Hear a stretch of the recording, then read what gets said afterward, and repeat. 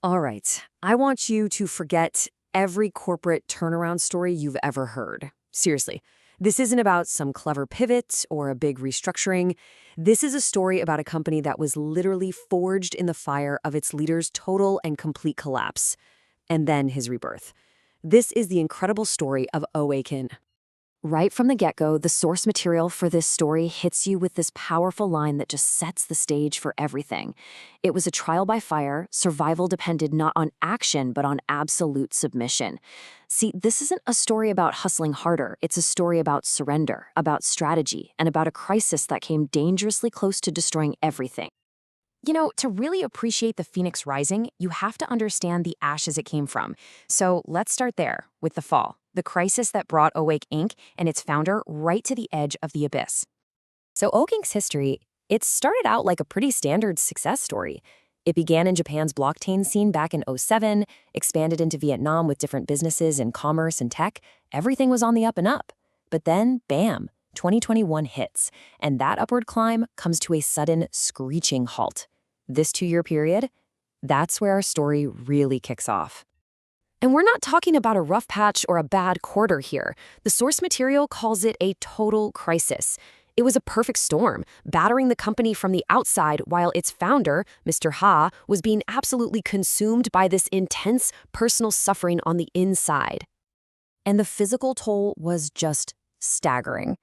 Get this, in a single month, the founder's weight was literally cut in half. He plummeted from 90 kilograms down to a skeletal 45.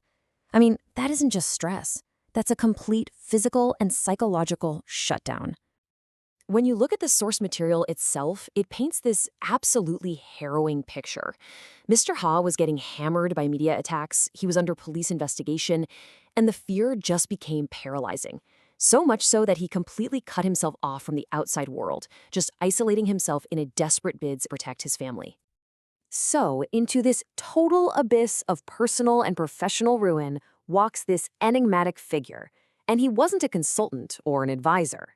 He was a mentor who didn't offer suggestions. He gave commands, non-negotiable commands. Who was this guy? Well, the source material only ever refers to him as the master. His identity is a total mystery. But his role? It was absolute. He wasn't there to guide. He was there to be the architect of the founder's entire journey back from the brink. And Master's methods, well, let's just say they weren't out of any business school textbook. He issues 3 directives that, on the surface, seem totally random and disconnected. First, a forced retreat to a new city. Second, a deeply personal, emotional task. And third, the creation of this powerful and seemingly completely unrelated piece of technology.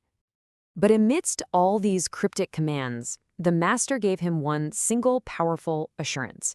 He told him, in Vietnamese, "Chắc chắn mày không chết đâu," which translates to, "You will definitely not die." Now, this wasn't just a comforting phrase. This was the psychological anchor, the one guarantee that gave the founder the strength to endure the absolute hell that was coming. And this is where it all starts to click into place. Because those directives, they weren't just therapy exercises. No, they were strategic acts of creation designed to forge an entirely new corporate DNA directly from the founder's own personal anguish. Think about that second command for a second. Write a letter to his son. It seems like just a personal task, right? But it was an act of pure strategic genius. That letter, a promise from a father in his darkest hour, became, and I'm quoting here, the official design plan for the new Oak Inc. It transformed personal hope into a concrete, human-first corporate mission. What this whole process reveals is this really unique leadership philosophy the source calls directive mentorship. The idea is that the commands aren't just suggestions you think about. Nope, they are the foundational acts of creation themselves, the actual building blocks for a revolutionary new vision.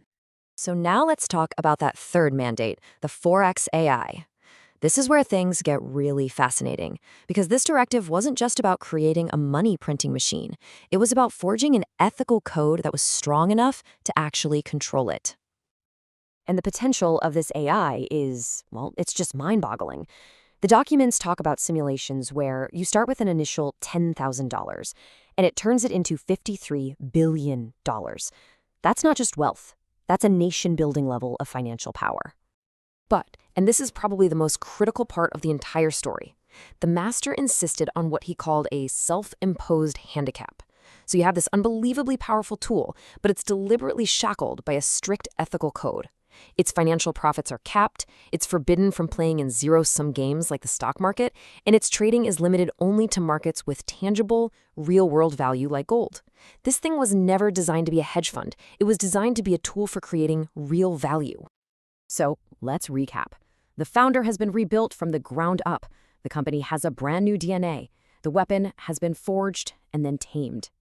And all of that brings us to today, and the absolutely audacious new mission that this was all for. So where is Awake Inc. at today? A quick look at their revenue streams tells you everything.